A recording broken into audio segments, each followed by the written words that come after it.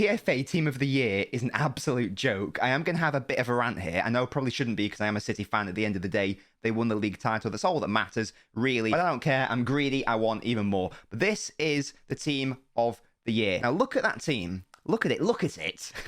And you tell me what you think is wrong with that team. What's the one thing you notice primarily in that team? There are 6 Liverpool players. I'm thinking, oh, that's okay. That's okay. You know, Liverpool are a good side. They came second, only by 1 point. That's fine. There are 3 Manchester City players.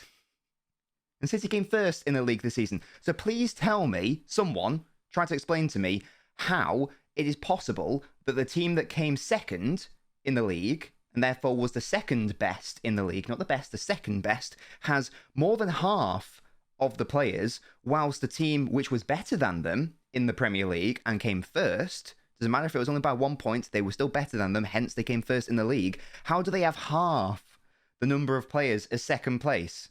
It doesn't make sense. We can briefly touch on who won the PFA Player of the Year and the young player. Foden won young PFA player. Mo Salah won PFA player. That's fine. I've got no issues with that. I think it could have gone either way with De Bruyne and Salah. But the team itself is a joke. How is Mane in?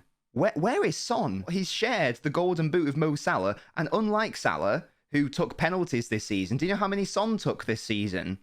It's a big fat 0. He didn't take penalties this season, and he still managed to get the same number of goals as Salah.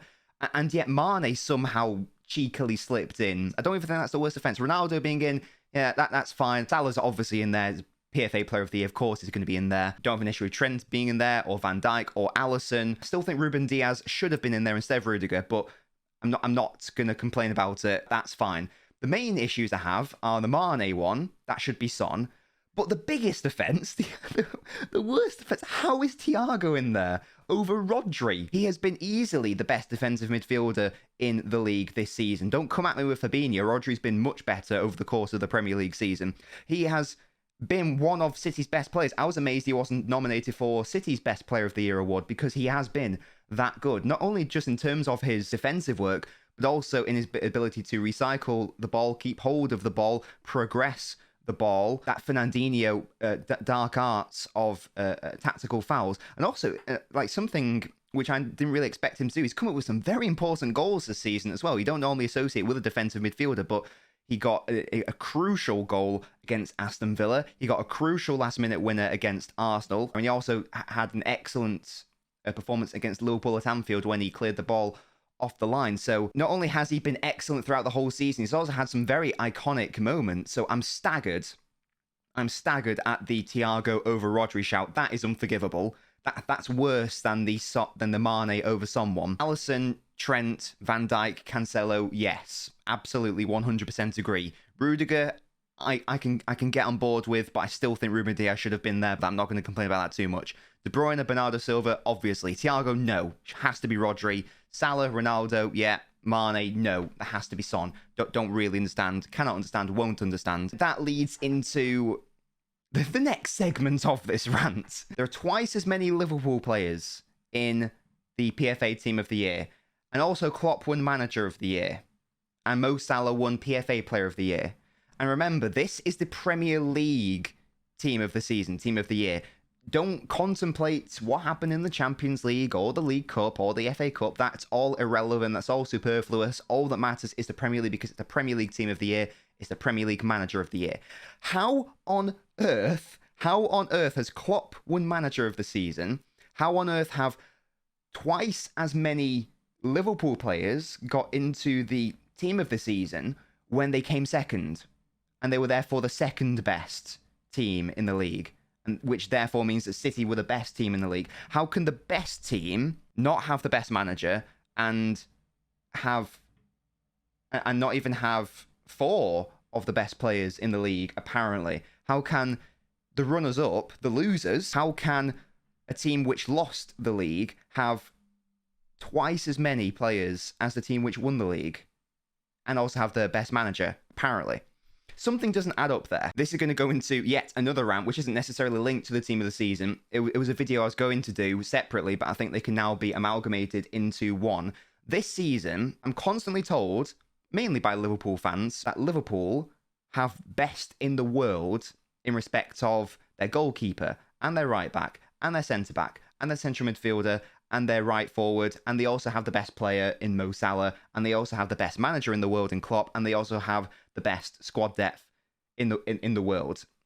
Whether all of that's true or not, that's what I keep getting told. And this PFA Team of the Year seems to echo that sentiment because they've had, because they've included the goalkeeper, right back, centre back, central midfielder, right winger, but they've also they've snuck in. So we can add to that, they've also apparently got the best left winger in the league. So if all of that is true, you've got the best team, you've got the best players, you've got the best manager, you've got the best squad depth, then why didn't you win the league? It's almost as if that can't be true. It's almost as if this Liverpool side is overrated if we're basing it off all that. There's no way all of that can be true, because if all of that was true, it means that you've heavily underperformed this season by not winning the league, or more likely, it's not true. PFA Team of the Year is a joke.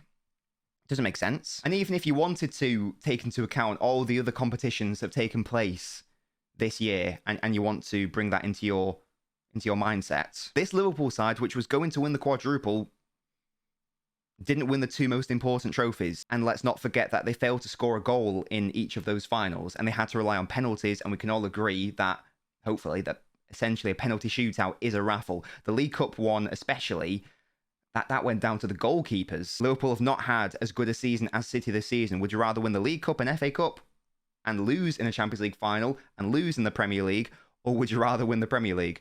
I think basically everyone would rather win the league title. So I don't really understand the sort of the hype and the cult around this Liverpool side. And that goes into a totally separate point, I think, about Klopp's Liverpool versus Pep's City. People talk as if they're the same. Well, they're not, clearly, because City have 4 times as many league titles, which is what determines whether you're the better side or not when we're comparing English sides. I can't remember if I've talked about this before, but there was like a TalkSport clip. It was like Simon Jordan. Pep spent 3 times more than Klopp has at Liverpool. That argument only works if their achievements are the same.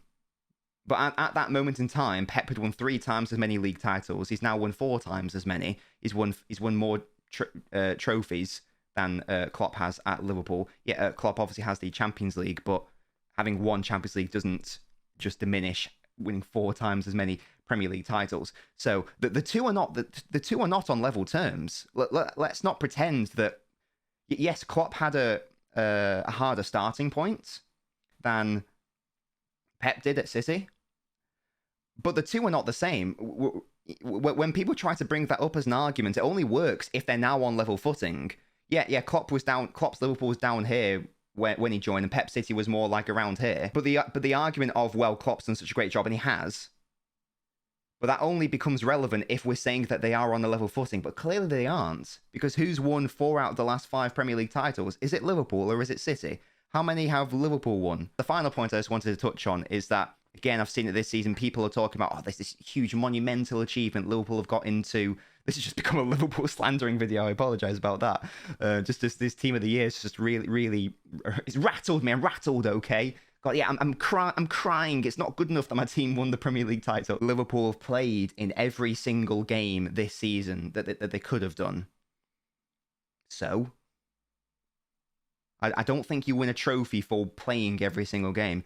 You win a trophy if you play every single game and therefore get to the finals and win those games. I'm sorry, but who gives a shite if you play in every single game unless you win them? Because fundamentally, at the elite level, what is football about? It's about winning trophies. So yeah, well done, you got to the Champions League final, and well done, you took the title race to the last day of the season, and obviously well done that they won the League Cup and FA Cup. But did you win everything else? No, you didn't. Please tell me in the comments, please tell me, how can it be that Liverpool have twice as many players in the team of the season than City if they didn't win the Premier League? But one of the arguments I've heard is that, well, Liverpool had more games this season, therefore that somehow means that City won instead of Liverpool. If we're going to take that to fruition, how many more games have Liverpool played than City this season? 1 more game in the FA Cup. They've played 1 more game in the Champions League, which took place after the conclusion of the Premier League, so that's irrelevant, so we can scratch that off. So they've played 1 more game in the FA Cup final. In terms of the League Cup, I believe they played 1 against, was it Southampton or Leicester? I can't recall. I think it was in the quarterfinals. And then they played 2-legged semi-final and then a final. And let's not forget, for at least one of those games, they basically played their B team or C team. So realistically, they've played three, maybe you can add 3 or 4 games to the fixtures that Liverpool have had compared to City. Do these people really want to argue that a few extra games in the League Cup is why City won the title instead of Liverpool this season? Or do you maybe think that this PFA Team of the Year has reflected what I deem to be the highly overrated nature of this Liverpool side? Maybe you don't have as many good players as you think you have. Maybe you aren't best in class in all the positions that you think you are. Maybe you don't have the best manager. Or maybe you do have the best manager, but therefore you can't have the best players, otherwise you'd win. Maybe you do have the best players. Maybe your manager's letting you down, but you can't have both.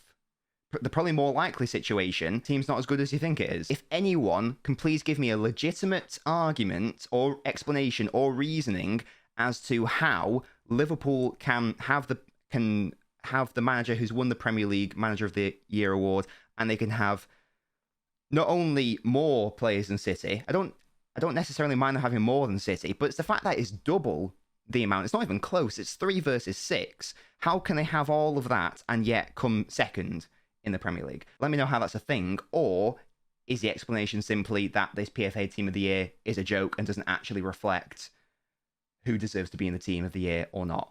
That's the video. I'll see you guys next time. I'm going to go calm down.